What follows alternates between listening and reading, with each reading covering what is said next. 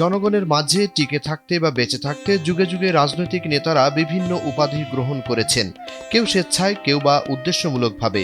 বাংলাদেশেও বেশিরভাগ রাজনৈতিক দলের প্রবর্তককে দেখা যায় উপাধি নিতে। এমনই এক উপাধি বঙ্গবন্ধু। ৬৯-এর গণঅভ্যুত্থানের সময় ১৯৬৯ সালের ২৩ ফেব্রুয়ারি ঢাকার এক জনসভায় তখনকার ছাত্রলীগ নেতা এবং বর্তমান প্রবীণ রাজনীতিবিদ তোফায়েল আহমেদ এই খেতাব দেন শেখ মুজিবুর রহমানকে। পরবর্তীতে বঙ্গবন্ধু নামটি শেখ মুজিবুর রহমানের সাথে যুক্ত করে আওয়ামী লীগ। যদিও মুক্তিযুদ্ধের সময় শেখ মুজিবুর রহমানকে গণমানুষ ডাকত শেখ সাহেব বলে। তবে আওয়ামী লীগের আমলে বঙ্গবন্ধু নামটি প্রতিষ্ঠিত করতে সর্বোচ্চ চেষ্টা করা হয়। ৬৯-এর প্রায় ৭৮ বছর আগে বাংলার এক সমাজ সংস্কারক ও ধর্মপ্রচারককেও দেয়া হয়েছিল বঙ্গবন্ধু উপাধি, আর তিনি হচ্ছেন মুন্সী মোহাম্মদ মেহেরুল্লাহ। বাংলাদেশের দক্ষিণ পশ্চিমাঞ্চলে সমাজ সংস্কারক ও ইসলাম প্রচারক মুন্সী মেহেরুল্লাহ প্রায় ১৫০ বছর আগে পেয়েছিলেন বঙ্গবন্ধু খেতাব বা উপাধি। মুন্সী মেহেরুল্লাহকে বঙ্গবন্ধু উপাধি দিয়েছিলেন লেখক ও সংগঠক মির্জা ইউসুফ আলী। আজকের প্রতিবেদনে আমরা জানব সেই তথ্য। ঊনবিংশ শতাব্দীর লেখক, সমাজ সংস্কারক, শিক্ষাবিদ, ধর্মপ্রচারক মির্জা মোহাম্মদ ইউসুফ আলী মুন্সী মেহেরুল্লাহকে দুগ্ধ সরোবর বইয়ে এই খেতাব দেন। ১৮৫৮ সালে জন্ম নেয়া মির্জা ইউসুফ ১৮৯১ সালে দুগ্ধ সরোবর বইটি লিখেন বলে জানা যায়। মুন্সী মেহেরুল্লাহকে প্রথম বঙ্গবন্ধু উপাধি দেওয়ার বিষয়টি সম্পর্কে জানান সাতক্ষীরার শ্যামনগর সরকারি মহসিন কলেজের ইসলামিক স্টাডিজ শিক্ষক doctor Mohammad Zahurul Islam. Munshi Mohammad Meherullah his life and contribution টাইটেলে নিজের পিএইচডিতে এ তথ্য উল্লেখ করেন তিনি। ২০০১ সালে ইসলামী বিশ্ববিদ্যালয় থেকে ডক্টর মোহাম্মদ ইয়াহিয়া রহমানের তত্ত্বাবধানে পিএইচডি ডিগ্রি লাভ করেন ডক্টর মোহাম্মদ জহুরুল ইসলাম।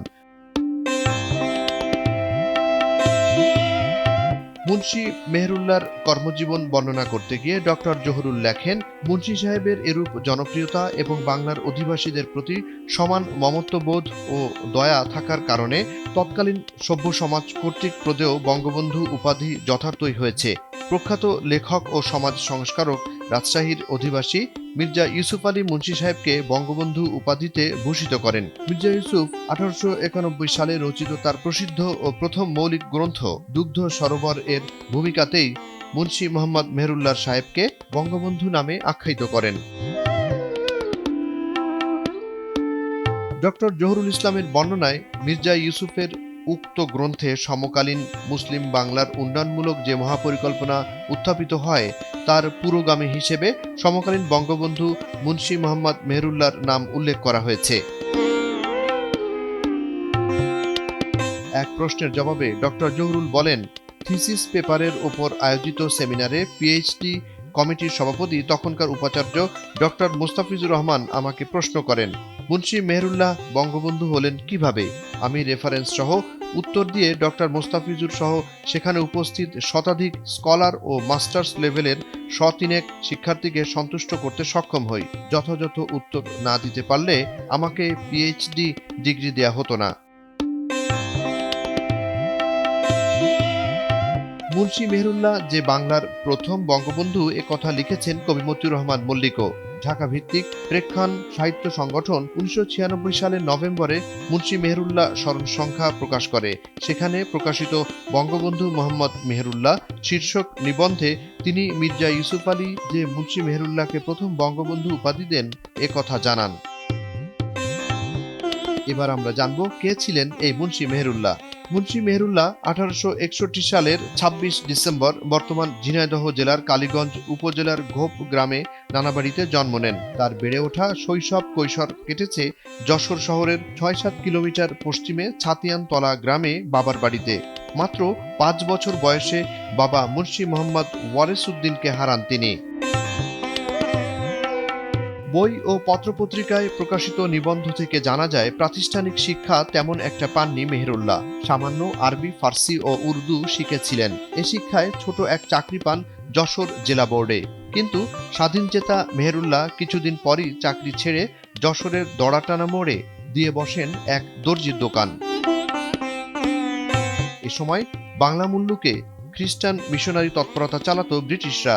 লক্ষ্য ছিল এখানকার হিন্দু ও মুসলমানদেরকে খ্রিস্ট ধর্মে ভেড়ানো। মুন্সি মেহেরুল্লাহ প্রথমে বিভ্রান্ত হয়েছিলেন। পরে তিনি দার্জিলিং গিয়ে কিছু বইপত্র ও পত্রিকা হাতে পান। এগুলো পড়ে তার ভুল ভাঙে, ফিরে আসেন নিজ ধর্ম ইসলামে। শুধু তাই না, এবার তিনি মিশনারিদের বিরুদ্ধে পাল্টা প্রচার শুরু করেন। মিশনারিরা যেখানে ইসলাম ও সনাতন ধর্মকে হেয় করে সভা করত, মুন্সি মেহেরুল্লাহ সেখানে পাল্টা কার্যক্রম পরিচালনা করতেন। একই সাথে খ্রিস্টান পাদ্রীদের লেখার জবাব লেখার মাধ্যমেই দিতে থাকেন। এভাবে তার নামডাক ছড়িয়ে পড়ে গোটা বাংলা এবং আশেপাশের এলাকায়। তার ধর্মীয় সভাগুলোতে লোক সমাগম হতো অনেক।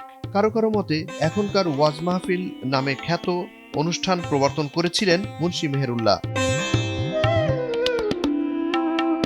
মুন্সি মেহেরুল্লাহ উত্তরবঙ্গে একটি অনুষ্ঠানে গিয়ে নিউমোনিয়ায় আক্রান্ত হন। অসুস্থ অবস্থায় বাড়ি ফিরে মাত্র ৪৬ বছর বয়সে ১৯০৭ সালের ৮ জুন ইন্তেকাল করেন।